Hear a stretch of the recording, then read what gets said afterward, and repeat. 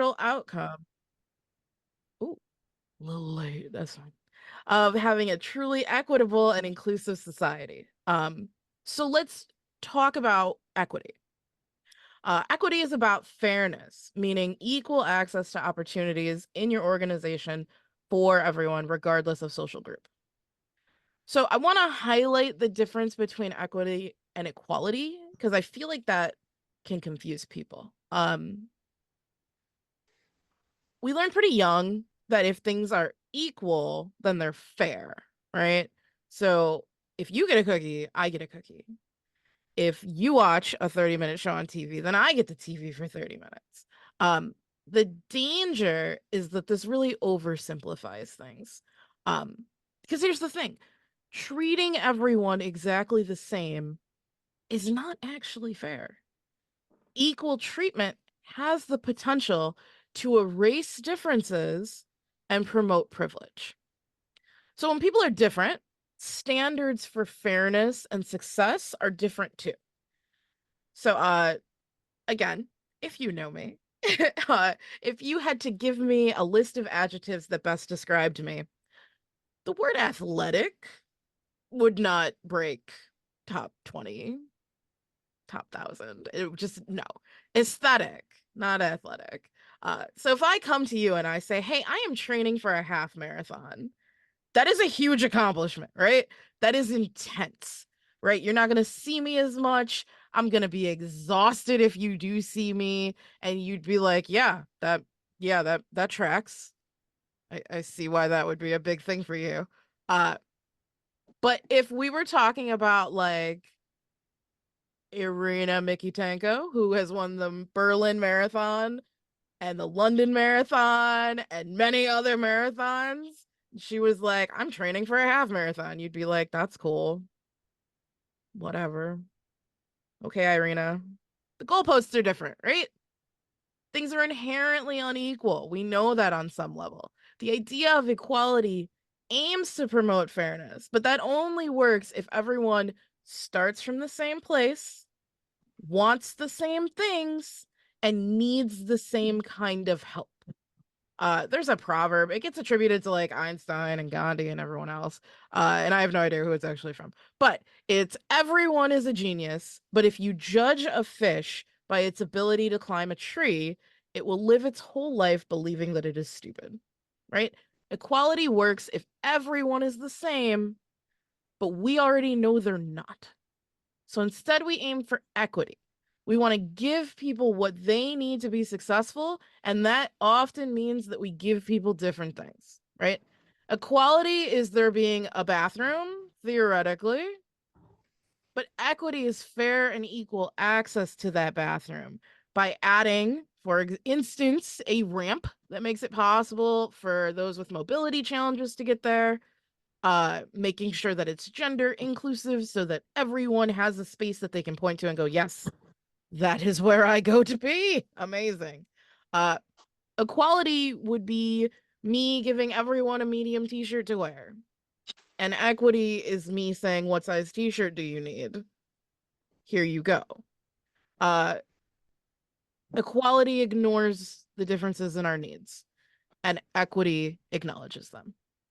So, equity. And the last term ish I want to talk about is inclusion. Inclusion is about who you welcome and value. Inclusion speaks more to those with different identities being respected, expected, and integrated into an organization. If you don't look welcoming, people won't come.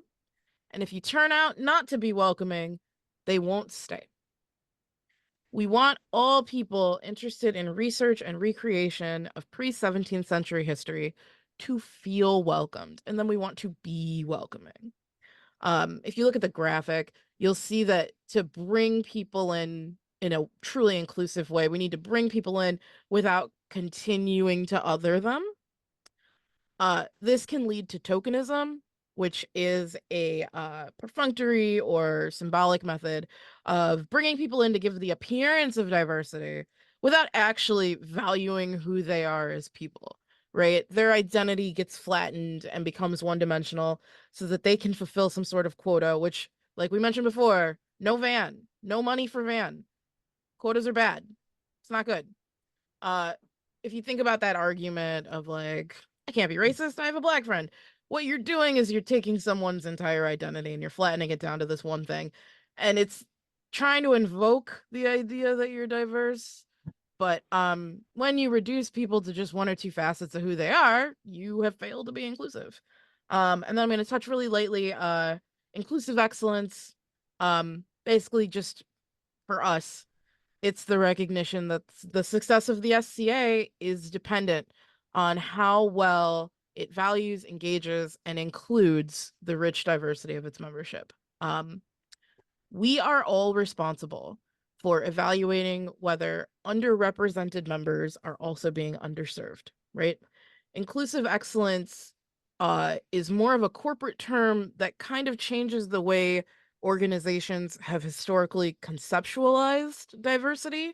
It moves it away from a numerical goal to an emphasis on transforming into a vibrant community that embeds diversity throughout the institution. Inclusion is very important. It reduces disadvantage, isolation, discrimination. It is truly the foundation of a connected and cohesive society that is free from othering. So the work that's being done in DEIB concepts has long-term value, since we're aiming to address issues before they become issues, right? The benefits of prevention here far outweigh retrospective problem solving, which can be very costly, literally and figuratively. So those are our basic terms. Before we move on to some of the main concepts, I want to pause. Does anyone have any questions, opinions, concerns, confusions, anything? Speak now while I drink my coffee. Okay, so everyone is comfortable with where we are. Everyone feels good. Okay. If you do have questions, you can raise your hand or you can just pop in. We are a small enough group that I have no problem with people just kind of unmuting and asking. Okay. All right. This is actually something I've been trying to get through people's heads regarding the restroom situation. That it doesn't do any good to have a handicapped bathroom when people use them as dressing rooms. And those of us who need to be able to use the grab bars can't. Yes. And they don't seem to understand or comprehend. Well, it's the only large restroom stall, but there's plenty of room outside that stall that you can change your clothes in. You know. No, absolutely. There's another class I do that is inclusivity and event planning, and we do talk a lot about the idea that like separate dressing rooms or even a note that states like, hey, you cannot monopolize this singular bathroom for this. Very important. It's people, I think, not actively thinking about it, not being aware. And usually after awareness has been brought in some capacity, the behavior really lessens. So no, but an excellent point. All right. So we're gonna scoot along. We're gonna talk about privilege.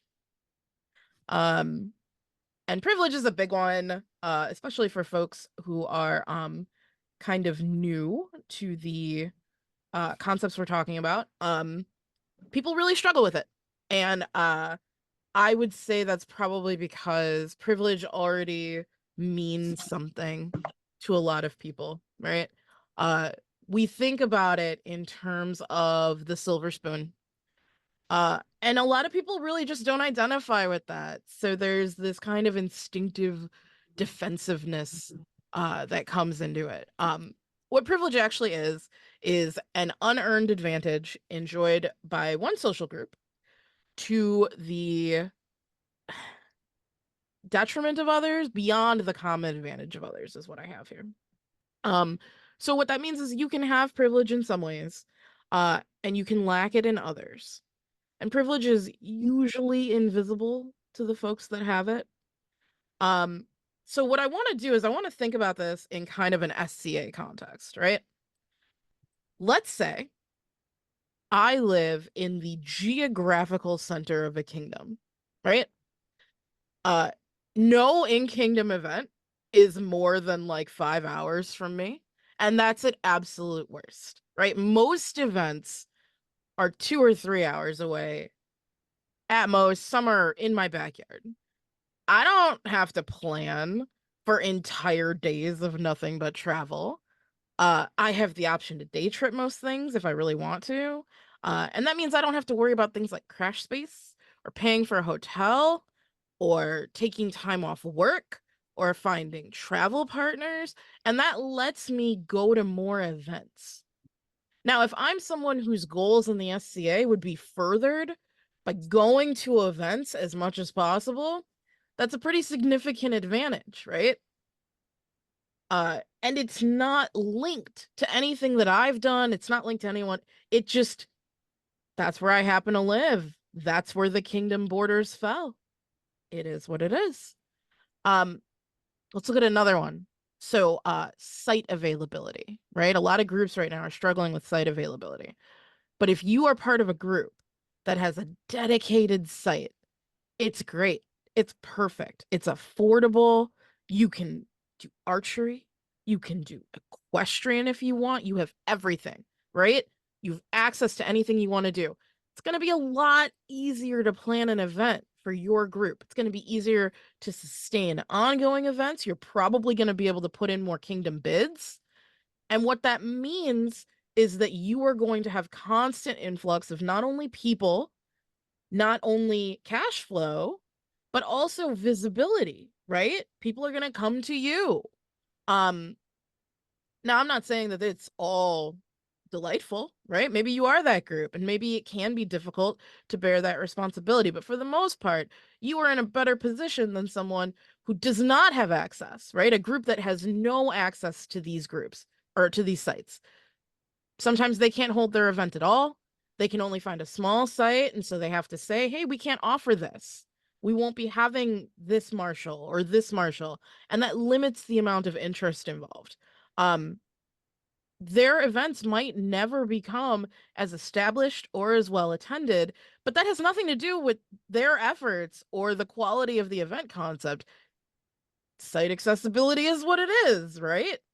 Um, these are all examples of privilege within a strictly SCA context, right? It's not linked to what you did. It's not linked to any, it just is. And I want to talk a little bit about how it crosses over on a more individual scope, right? I am not currently in a wheelchair or any other mobility device. So that what, oh, I'm sorry. So what that means is that when I think about events that I want to go to, I just go, yeah, that's fine. I'll just do that. I don't need to worry about the terrain. I don't need to scour the event's website and hope that somebody posted information about what kind of building it's in, if there are flights of stairs involved. I don't need to worry about how far away the parking is. All of that is a privilege. Um, I don't use an assistive device while camping, so I don't need to worry about needing a place to charge. I'm not colorblind. So I don't need to worry that I can only recognize certain things because they've been labeled through color coding, right? All examples of privilege. Now, conversely, I stand at a mighty 5'2". Uh, I'm not very helpful with putting up tents. I need to depend on other taller people to help me, even with my own tent. Um, when I travel as a person of color, uh, I am very careful in certain areas. I do live in the Midwest, and there are areas of the Midwest that were and occasionally still are sundown towns. We have absolutely held events there, and I have needed to do my own research and find places to stay that were not there. I am a woman. I do not feel comfortable walking alone at night. At some large wars, I'm always very careful. I tend to reach out to others, and if I can't find other folks that are going in the direction that I'm going, it may be the decider about whether or not I go to something. So for all the ways that I have privilege, I also lack it. Um, there are many people in the exact same position, right? You both have it and you lack it. Most male-bodied folks don't really have to worry about their sexual safety when attending SCA events. Most women tend to take a friend, take a knife.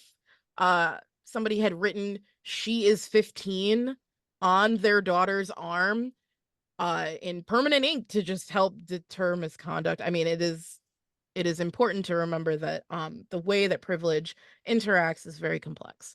Um, Comments like "I don't see color" or things like that are usually an indication of unacknowledged privilege. Because people in marginalized communities don't have the luxury of choosing to be blind to their own status, right? In an ideal world, you could say "I don't see color" and it would be true, right? But I am reminded daily of the difference in ways big and small. There's no choosing not to see it, right? Um, the good news is that with privilege, you become positioned perfectly to lead others towards fairness and empathy and respect, um, because your example carries more authority. You don't necessarily have to give lectures or lessons about stereotyping or whatever else, but you can help make it stop, right? You can take the position and platform that your privilege affords you to give that gift of empathy and fairness to members of the disadvantaged group, whatever it might be. Um, so it's very important that when you recognize and acknowledge your privilege, you use that privilege to give a voice to those who lack it. Um, so yeah, that is my talk on that. We're gonna move on. Does everyone feel comfortable with the concept of privilege? Questions, opinions, concerns? I'm gonna read the chat because I missed it. I missed it. A couple of points were raised, but I don't know if the people who made them wish to discuss that now or not. Well, while I read, do you guys want to chat about this at all?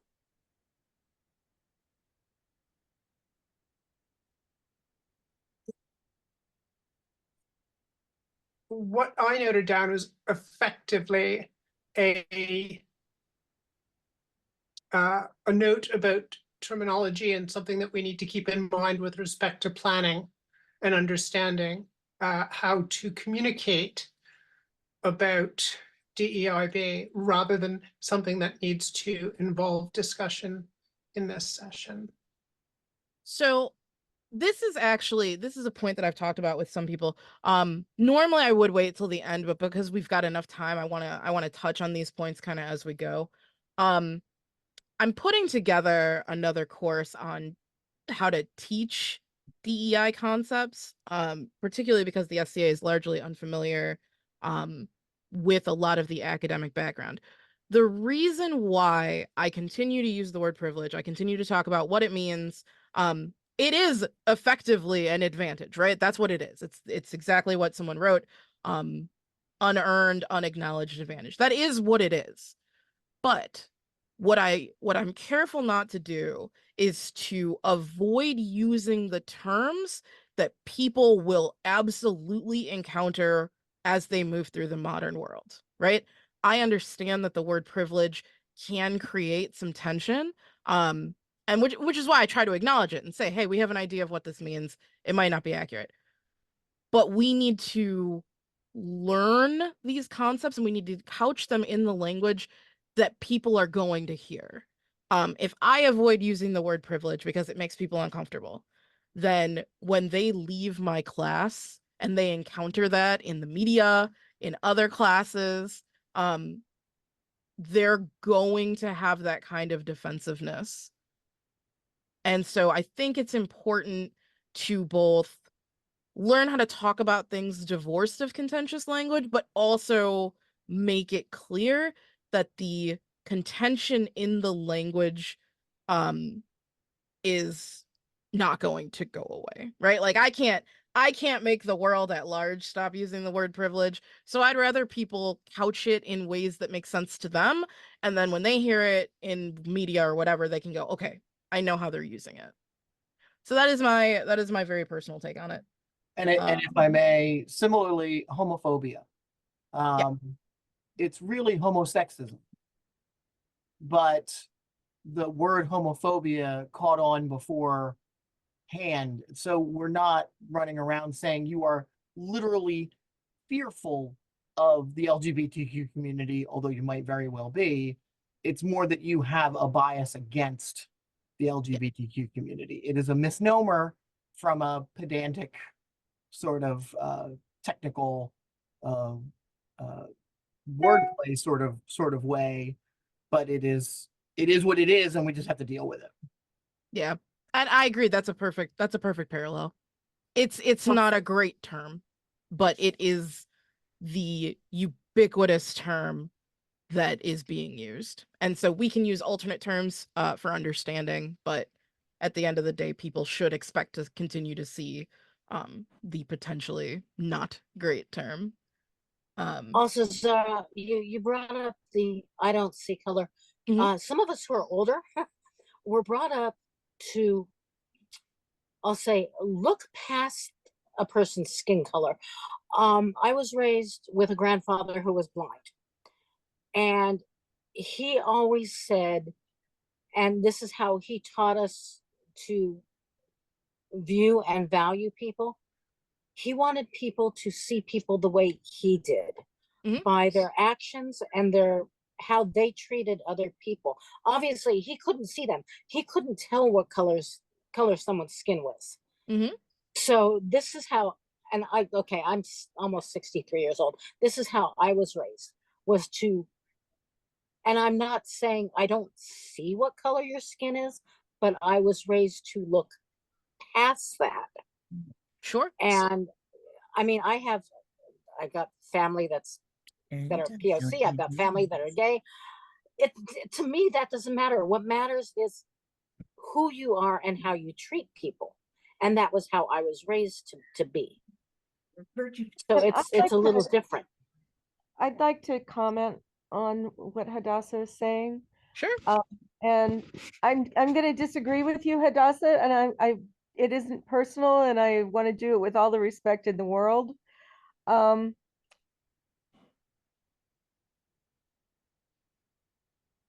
But someone's life experience is part of who they are. And people of color have a different life experience than white people. So if let's say if I decline to accept that color as part of who they are, that it's important to who they are, then I'm falsifying who they are. Okay, I'm not saying I don't see, yes, you're Black, you're Hispanic, you're, whatever. I'm using those as examples because that's what's coming to my brain. But I was also taught not to judge them by that. Yeah, not to make an assumption of superiority. Exactly. I think and that's where the I don't see color comes in. And again, I was raised in the 60s.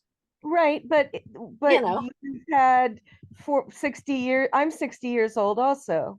We've had all these decades of opportunities to learn different. I'm done. So I'm gonna jump in because I think I understand the perspective. So the concept of not seeing color, right? The actual how we move through the world, not making assumptions about people, what you're describing is perfect, right? That's exactly what we want everyone to do as far as not assuming superiority. But what Ursula brings up is the very, very true, in my experience, concept that because people use that phrase to kind of dismiss experience, it's not a useful phrase in the world, right? I love when people are very aware of, hey, like this is your background. I'm not going to let that create any sort of stereotype in my mind. I'm not going to make assumptions. That's very important. And I think that you grew up that way is it's great. It's fantastic, and everyone should. But at the same time, I need people to look at me and understand that my life as a Black person, my life as someone who does not at all pass for white, has been different than theirs. It's been in some ways, I don't want to say traumatic, but it can be. And so I need people to both not make negative assumptions in any way. I need them to not do any of that. But I also need them to still not dismiss me when I kind of bring up, like, well, there are differences.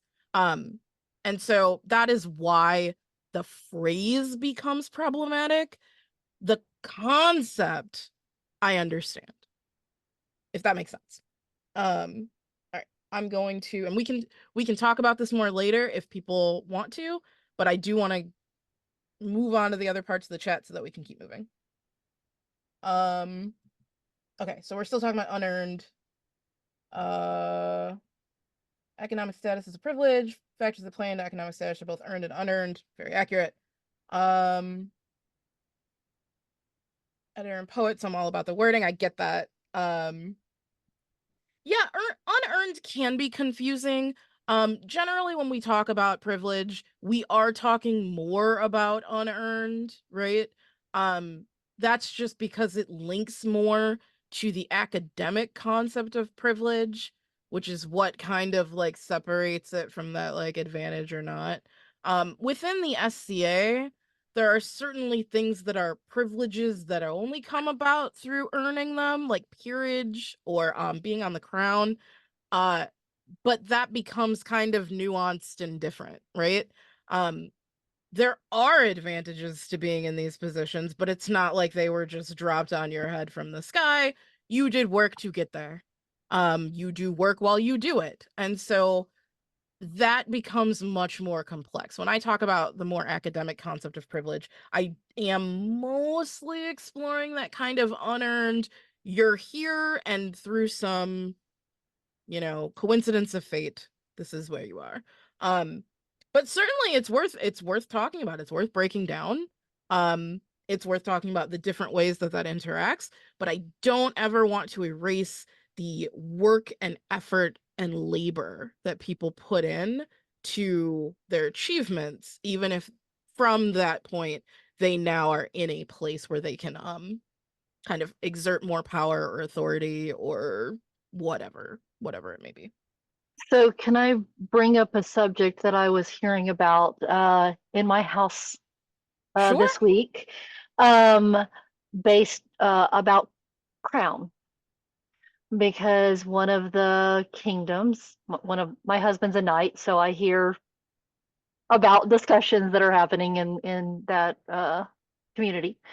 One of the kingdoms was suggesting a rapier list for crown for one part of the year and a heavy. And so, we had a little bit of a discussion about how, definitely crown is a position of power and they can set the quality and they can set my brain fog is not giving me all of the words today. I apologize, but they can set how their kingdom runs. Like they have power to alter how the kingdom runs for that time period, and it can continue on. And so that is so that means that the heavy fighters only have that privilege. So they earn the privilege, right? within the heavy fighter community, but it means nobody else has access to doing that. And it was an interest, you know, we did talk about it a little bit, how it would be interesting to have other ways to be, you know, on the throne and to lead. So yeah, that was just a way that this you know, this chat happened in my house this week. Yeah, I mean, so absolutely, right? On a even kind of more basic level, marshals are what, 2 of the 4 peerages, and so ableism figures heavily into your ability to become a marshal peer, right? Uh, so there are a lot of kind of complex ways that these things interact. Like I said, it becomes less about kind of assigning any sort of blame or anything, and it becomes more about using your platform and your position once you acknowledge it. If I know that as an able-bodied individual, I can traverse whatever terrain very easily, then I'm going to go out of my way to call out problematic terrain and make sure that it's very clear for people who might want to attend the event. Hey, there's sand, there's gravel, there's steps. If I were working in the capacity of an accessibility officer for an event, I would make sure that I talked about things like, yes, there is an accessible bathroom, but the doorways are very narrow, right? So certain mobility devices might struggle to get through. There is an accessible bathroom, but the sinks are set back further. So that might also present a challenge, right? Using the privilege that you do have to talk about the things that you might be able to go in and observe and see is very important. So, all right, so that's privilege. I think people are gonna continue to chat about it, and that's fine. If there's time at the end, happy to circle back, happy to chat with people more. But there will be more. There will be much more. So we're gonna talk about unconscious bias. So I want to start with a little bit of a mental exercise. So I want to draw your attention. There are pictures of 2 people at the bottom of the page. And I want you to imagine that these 2 people are your colleagues. You have been assigned to work on a project together. So you don't have to share. You certainly can. But think about, what are your first impressions of them? What do you think working with them is going to be like? And you can be honest because we're not sharing it. So whatever you think about it, whatever comes to mind, jot it down. It's happy. So I'm going to tell you a little bit about the 2 people down here. On the left, we have Oria Kolo. She is a Kenyan activist living in South Africa. She is a graduate of Harvard Law. She is one of Time's most influential people of 2014. She's a leading global technology expert, and she's Google's former policy manager for Africa. And on the right side, we have Bobak Ferdowsi. He is a MIT grad and system engineer at NASA's Jet Propulsion Lab. He is also the flight director of NASA's Mars Science Lab Curiosity mission. So, what immediately came to mind, right? Did you imagine that they had or didn't have certain skills or credentials? Was anything I said about their backgrounds a surprise? Was it unexpected? We had nothing to go on except their pictures. I've gone through this question with other people, and a lot of people kind of said things like, "Oh, she looks like a poet." You know, she looks like an artist. He looks like he's in music, right? He looks like he plays guitar. He looks like a singer. They look like baristas. They look like bartenders, right? Just a random collection of things. But the takeaway is this. Both of them represent best-in-class experts in their highly technical fields. And if we made an incorrect assumption about them, our bias may have caused us to overlook the tremendous value that they could bring to a team as our teammates. So let's talk about bias. Also called implicit bias, unconscious bias is basically just a mental model or shortcut that we aren't necessarily aware that we have. Decades of science tells us that unconscious bias operates in our brain at a very subtle level, right? Well below our awareness or perception. Biases are not necessarily bad. They help us make sense of the huge amount of information that we process every day. They're based partly in human biology. They're based partly on life lessons and experiences. Our brains are designed to assess verbal and visual cues to create shortcuts as we assess people and what we perceive to be their capabilities. We all have biases. They help us make sense of the world around us. But they can lead us to make inaccurate judgments about the people around us. So I'm going to give you an example in music. In the early 70s, the Big Five orchestras, New York, Chicago, Boston, Cleveland, Philly, I want to say, were made up of only 12% women. Judges were selecting more men from auditions because they unconsciously thought that their music sounded better than music from women. Eventually, this gender bias was partially addressed with blind auditions, which very simply were just auditions where the performer was behind a screen and the judges were on the other side. One of the things that they needed to do was put down a carpet because people were hearing the click of women's heels, and that was continuing to kind of exacerbate that bias. So within a decade, there was substantial change. By the year 2000, women made up more than 35% of these orchestras, and that number has only grown significantly since then, towards much closer to a gender parity. So addressing the unconscious bias here was removing that data point that could trigger it for people. Another study in 2011, more than 21,000 fictional resumes were sent out to employers in 6 different Chinese cities. The resumes presented a 24-year-old, single, university educated, currently employed, right? Very similar educational background. But the difference that they used was the name at the top, right? Some of the resumes had names that were typically Han Chinese, which is the current majority in China, but others were Tibetan, Mongolian, Uyghur, other ethnic minorities. So the results, to get the same number of callbacks as the resumes with typically Han Chinese names, Mongolian names had to send out 36% more resumes. Uyghur names had to send out 83% more resumes, and Tibetan names had to send out 121% more resumes. And they tracked them as far as who was applying to what. Differentials were most pronounced in privately held companies.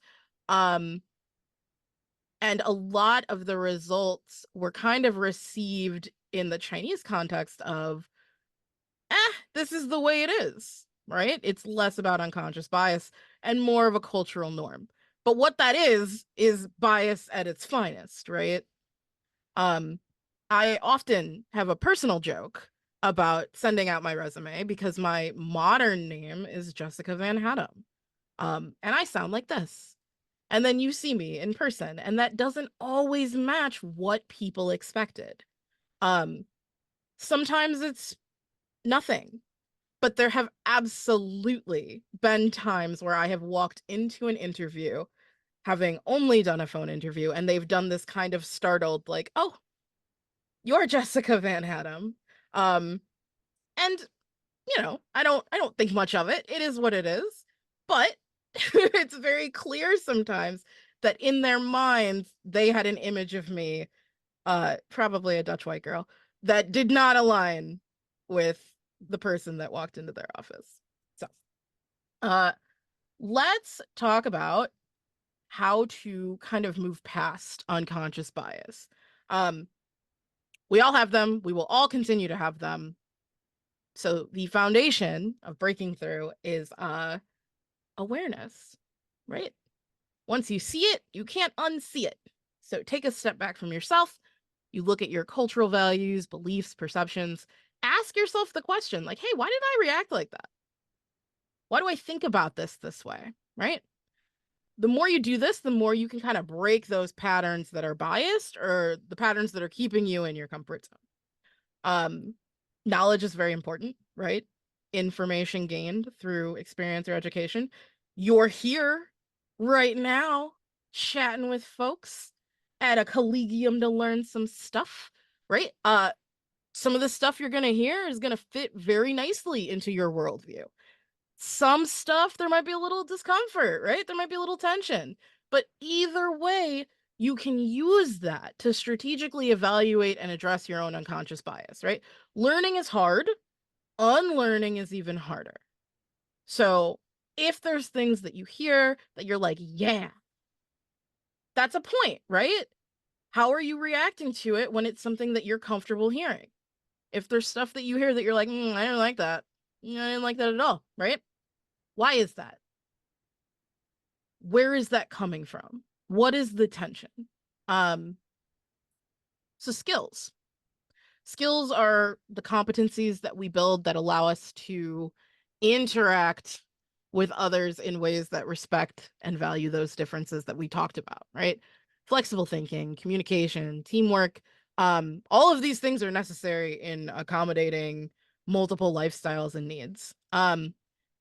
It can be really hard to build skills in this way, especially if you use that the brain experiences selective retention.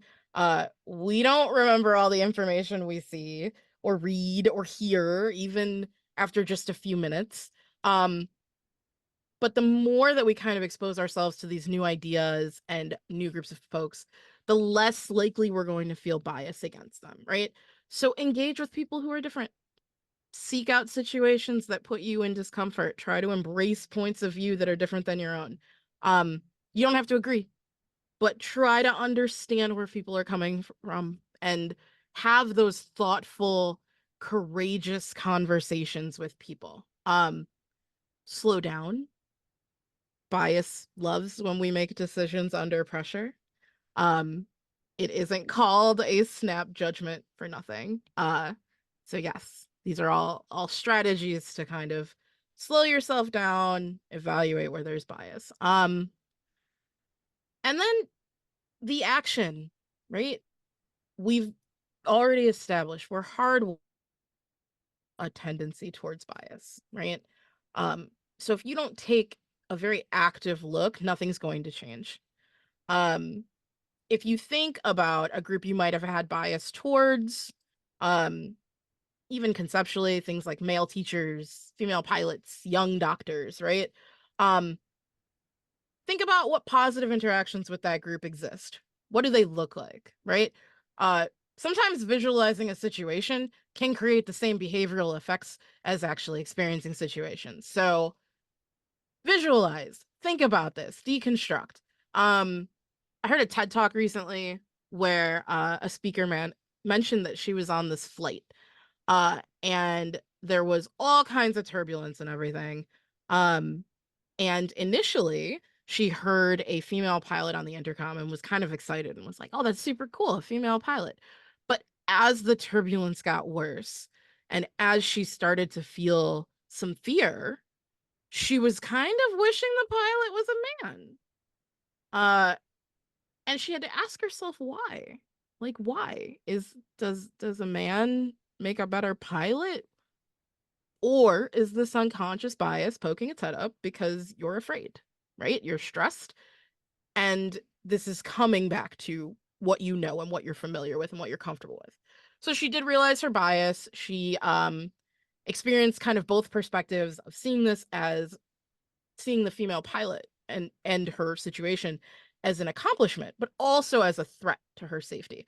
And the idea at the end of the day was that, hey, you're on a plane, pilot's a woman, and in order to arrive at your destination, you're gonna have to just trust that that pilot knows what they're doing. So this was a really interesting talk. I thought it was a very cool in the moment kind of breakdown of bias and where that comes from. So to wrap up bias a little bit, we'll just keep in mind these are pervasive. Everyone has them. Even if you are intent on not having them, even if you are trying to be impartial, bias exists. Implicit and explicit biases are related but different. They're not mutually exclusive. They can reinforce one another. They certainly do. But it's important to remember that kind of our unspoken, our implicit bias is usually the result of experiences of life, of just snap judgment. Explicit bias is usually pretty, I mean, you're just trying to be a jerk, right? Like it's a little different. Implicit associations do not have to align with our declared beliefs, right? I can say all day long that I'm a person who thinks the best of everyone and still hold bias that I may not even realize I have. We tend to hold biases that favor our in-group, right? It's a comfort. It's what you know. It's what you trust. You relate it back to yourself. But you still can't hold biases against your in-group, right? Particularly if you've grown up with negative experiences around that in-group. But biases are malleable, right? Our brains are complex. The associations we formed can be unlearned, can be untrained. We can reach awareness and then choose to make different choices. At the end of the day, it is truly about analyzing what those snap things that we feel and think are and not becoming caught up in judging ourselves for them, but rather just being very aware and allowing kind of our awareness and our education and our experiences to push against any implicit bias we might hold. So I'm going to pause. We have one last section. I've missed an enormous amount of chat. But we have one last section. So while I read up very quickly, does anyone have, yes, someone has thoughts. So I'm gonna, Emma, go ahead, and then we will chat about anything in chat while I read. I just wanted to say, based on my experience, it is possible to have all of those, the implicit bias, your cognitive chosen bias or bias correction, and things you're not even aware of, to happen in your brain all at once. An example, I believe in supporting in emotionally supportive and emotionally expressive masculine behavior. You know, I mean, if someone who is masculine in whatever iteration that takes, they have a right to be a human being, experience human emotions. They don't have to stiff upper lip it. But at the same time, that's my cognitive and chosen belief, I'm looking at a teenaged boy crying because he didn't get his way. It was an honest expression of, but I really want that. Yeah. And the internal conditioned response was horrified because boys don't cry. That's not right. You know, and that was the conditioned behavior from my family culture.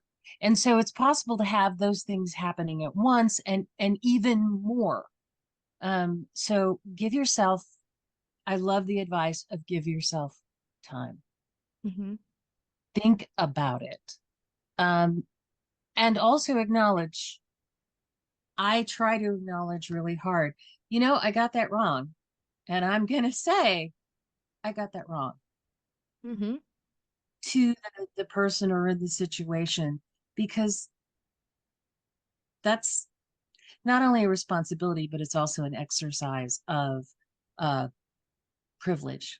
So that's basically it. It's like it's gonna be everything at once, and it's gonna come from places you didn't even realize. Something your grandfather said when you were 3, the television show you watched. I mean, it's pervasive, and it is also part of the society and culture we live in. So this give yourself some time to figure out the meatball and the spaghetti. Yes. I really couldn't agree more. Give yourself grace, right? These are some pretty big concepts. So give yourself the space to learn. I have read up. I love seeing people's kind of initial reactions to the pictures, because like I said, it's different every time. It's very rarely negative. It's just always a little bit of a different take.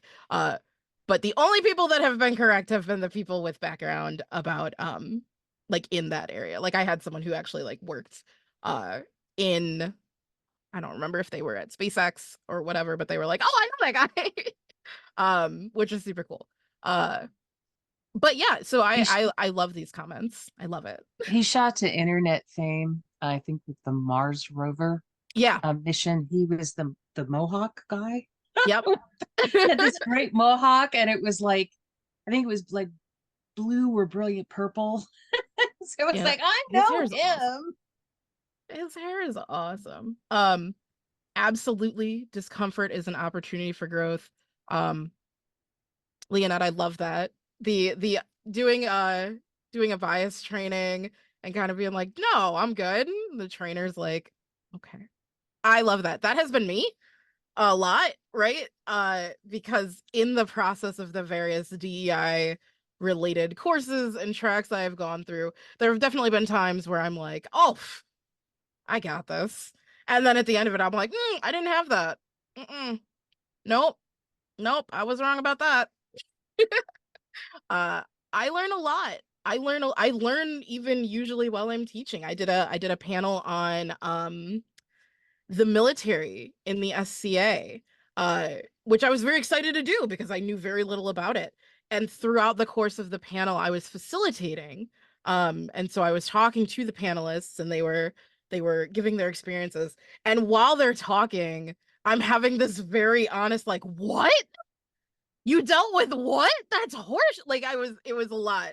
And it was just I had never realized kind of the struggles and the ongoing issues.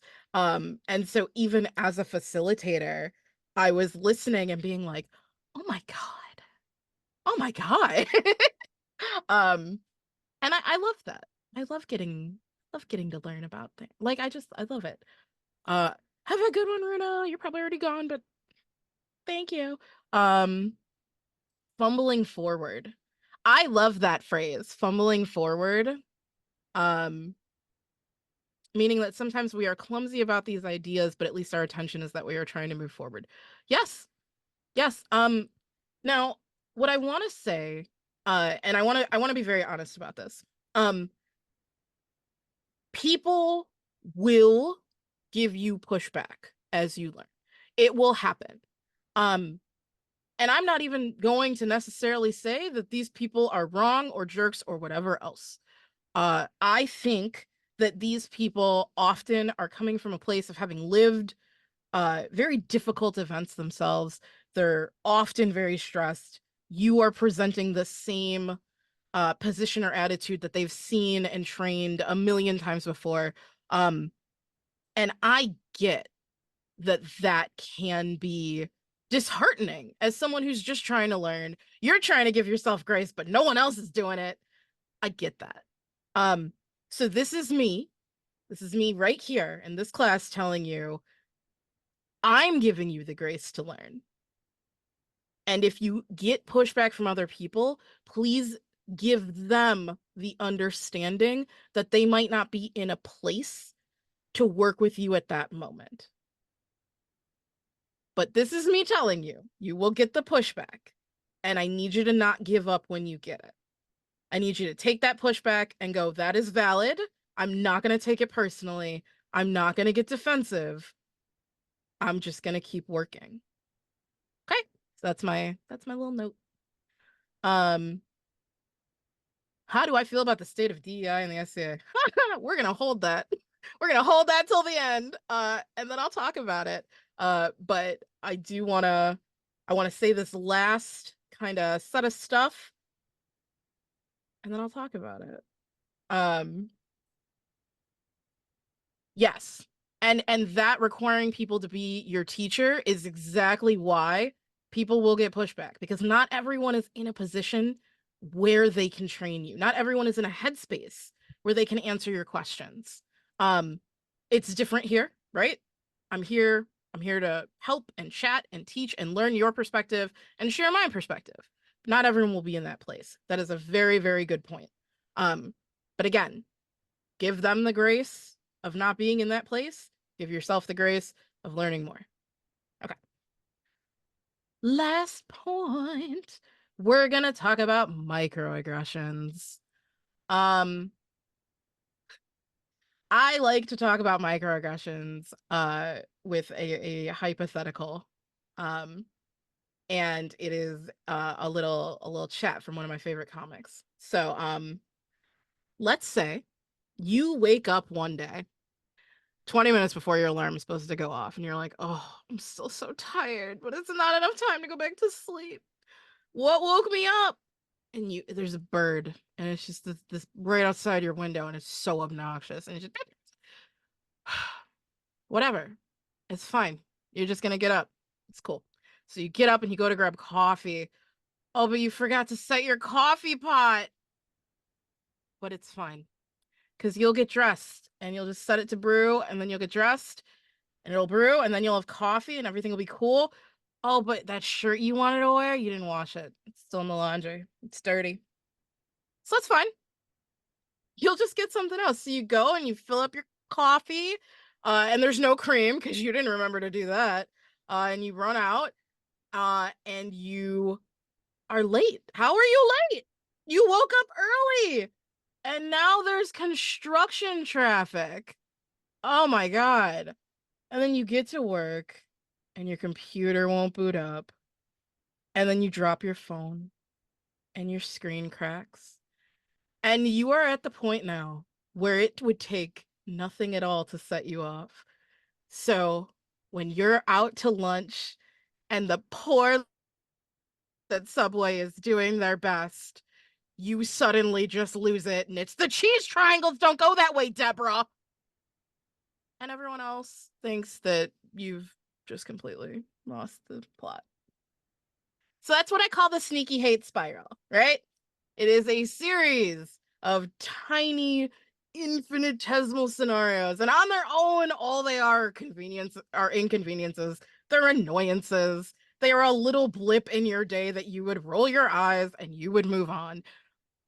But in the context of a no good, very bad day, they create this mountain. And of course, you ranting about cheese triangles doesn't make sense to anyone else because they haven't had the day that you've had. They don't know. It's been a terrible day, but they might think that you being this upset is irrational. You know it's not. You know that it's come out of this building and building and building, and that's why you're so stressed. But they don't. So let's talk about microaggressions. If the universe teaming up against you leads to the sneaky hate spiral, microaggressions are society and your peers and your colleagues and everything around you. And it's not random annoyances, right? Some of these things are attacks about who you are, facets of your identity. The term was coined 1973. Micro inequities was the original kind of term. What they are apparently small events, often ephemeral, hard to prove, covert, unintentional, frequently unrecognized by the perpetrator, that occur when people are perceived to be different. Now, people kind of draw the line between micro inequity being a slight that demeans or marginalizes, and a microaggression is an act that stereotypes or denigrates. I hear them used interchangeably. I don't. I only use the term microaggression. They can be tremendously subtle, right? But let's talk about what they can look like, right? What if you're in a group of people and every time you talk, people go to checking their phone? It's little, right? But it can make you feel unheard. It can make you feel targeted, slighted, but it's little. I mean, maybe it's just a coincidence, right? Going to the doctor, especially as a woman of color, and not having those experiences that you're having believed. Does it hurt that bad? Is it that bad? Are you sure? Have you tried losing weight for your broken wrist? Right? Very annoying, but potentially life-threatening. Interruptions constantly while you're talking, people not making eye contact with you, but actively making eye contact with other people while you chat, people ignoring your questions, people rolling their eyes, people not inviting you out to drink in a very targeted ways, right? These are all very general, but they can be very specific. They can be the things that people say. They can be things like, oh, well, you don't look Jewish.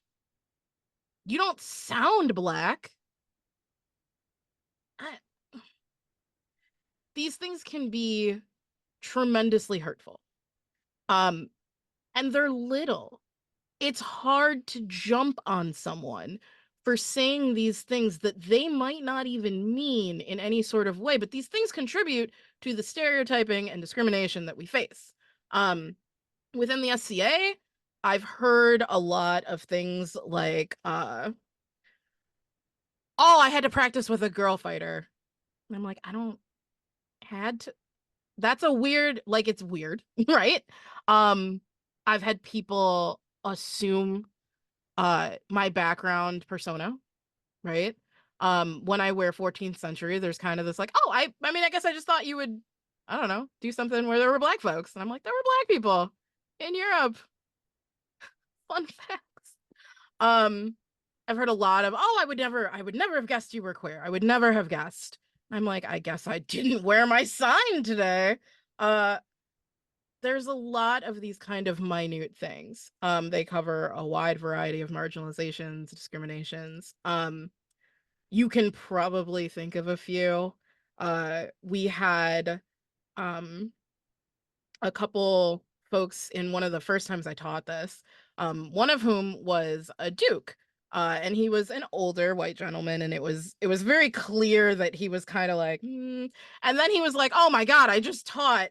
And somebody was like, somebody who had no idea who he was, just kind of threw out the like, oh man, you have a lot of energy for an old guy. And he was like, oh.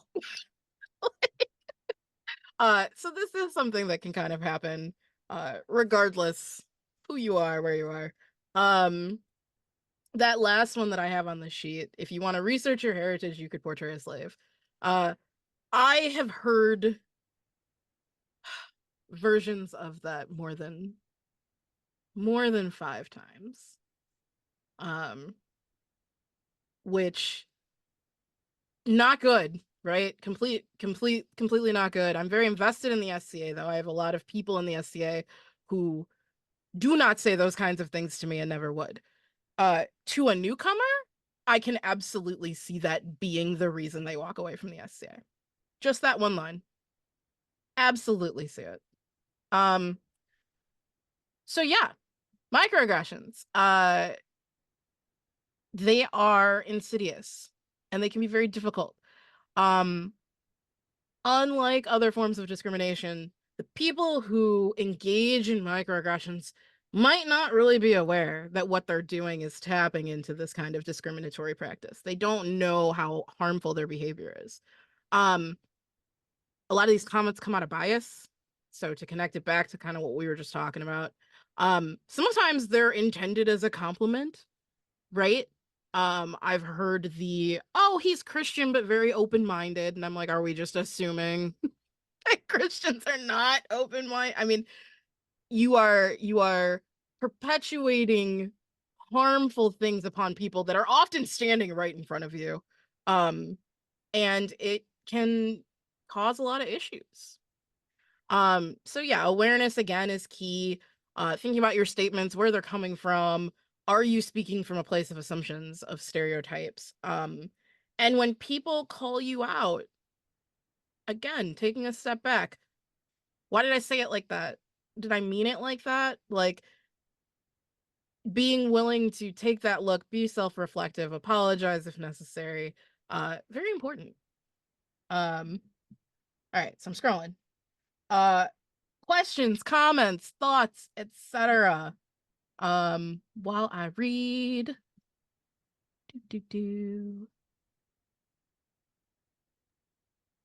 We are in a teaching environment. Absolutely. Can I bring up the IRL comment? IRL. Yes. Was that in the chat or is this No, it's something that actually happened. Oh yeah. You may Yeah, not be aware of it in a request for moderators for this event. Mhm. Somebody stated, "Oh, I have IRL events in January. I can't do this." As a disabled person who cannot go to events in person, I understood that they're saying, we're going to real events. I can't go to a virtual event. It still makes my heart, like my heart is pumping right now, even saying it. Yeah. They're completely unaware that they dismissed that using that term, IRL, as stating that as, their in-person events was dismissive of virtual events being real SCA events. Mm-hmm. And of course, this is a very important event, and y'all have worked really hard to put this on, and it's international, and I mean, like, it's a real event, right? Of course. Right. And they're probably totally aware that this is like a real event, and that y'all have worked really hard on this and everything, right? So they're completely unaware that this was offensive. Mm-hmm. And I brought it to their attention and had posted like a screenshot on my page with it, like, their name blacked out, and people are like making excuses for them. They're like, oh, they probably just meant, that they're going to in-person events. And I'm like, no. Or they're probably going to non-SCA events. And I'm like, no, SCA has a word for that. They would just say they're going to a mundane event. I'm like, don't make excuses for these people. So like then the microaggression got like compounded because people were making excuses for this, statement, when I was just trying to post it to make people aware that this was not appropriate. And then people compounded. I was like, so yeah, that's what a microaggression, that somebody's completely unaware that they're saying. And they corrected it. They're like, oh, I'm sorry. I edited my post, my comment. I didn't mean to state it that way. Mm-hmm. So they were completely unaware that they were doing it. And they're completely unaware that my blood pressure went through the roof because of it. And so they're not always conscious about the effect that they have on somebody. Yeah. No, you're absolutely right. On a similar kind of vein, one of the things that I tend to push back against is when people use the term ESCA. It's usually used derogatorily, but what it does is it dismisses all of the work that people did in the virtual sphere, particularly over the pandemic. And while I certainly can appreciate, hey, there's a lot of drama that happens sometimes in Facebook discussions, there's a lot of bickering. There's also been an enormous amount of classes, of events, of awards given, of connecting, of community. It's what kept the SCA alive over the pandemic. And so I get a little when people dismiss it. So that's my kind of personal little, I get a little hurt on behalf of all of the people who did so much during the pandemic to see that dismissed. So we have 4 minutes. I'm going to very quickly do a skim. I think everyone has some connection to the different microaggressive comments. People absolutely can do them intentionally. Although again, mostly it tends to be little things. Cope brought up a great point of, sometimes it's not clear. You don't always recognize it. And that's fine, right? The most socially aware person in the world is still going to occasionally do this. This is another thing in which, these are the missteps that we can expect to make as we learn how to better interact with one another, and how to better assess and recognize difference. So absolutely no issue with acknowledging that and being like, oh, that was bad, gotta learn. It's usually how you react to things that tends to be the thing. So if someone points out like, hey, that was kind of hurtful, or hey, that was hurtful to this other person, maybe they're not saying it, but I am. It's always good to kind of take that and not respond from a place of defensiveness. I also think this event is great. I was very excited by how many people were interested. And yes, I have heard the ESCA used as folks who, they're not here, but they want to complain. Well, this is why I left. And sometimes that's useful feedback, but sometimes it's just, all these changes, this is why I left. And I'm like, yeah, but if you're not here and you're not seeing these changes through and you're not continuing to try to make things better, then it's not very useful to continue to spew negativity about the changes that do exist. There was a lot of this after Corpora was changed to be more inclusive. A lot of like, well, this is why I left. I saw the writing on the wall, and I'm like, okay, well, farewell. Bye. And yeah, that does absolutely up a wall. But I have a sometimes tendency to people say, I support you in your choice. yeah, right. It is not an airport. You do not need to announce. Okay. Which is a classic example of a microaggression that way. It's true. It's true. That I support you in your choice. But an intentional, like, oh, bless your heart. Okay, so we are out of time. I know I promised to talk about how I feel about DEI, and I will totally do that in a different capacity. I'll be around all day. I'll hang out in the salon. You can come chat with me. I'm happy to do that. But I want to thank everyone for coming. Thank you for chatting. Thank you for bringing up the things that you think and feel and like and didn't like. I appreciate it. If you would like to reach out to me further, my email is on this. So you can email me. I am Jessica Van Hattem on Facebook. As previously established, I am the only Jessica Van Hattem that is not a Dutch white girl on Facebook. So that's very easy. So please friend me, chat with me. Happy to talk more. We are doing a panel on anti-racism later, so I will be at that, and I will be around all day. So, Zara, can yes. you ask the moderators to take the link to the PDF, since the chat's, when this room class closes, the chat's going to go away. Could Oh, okay. you stick the link in the moderator chat Yes. area? Thank you.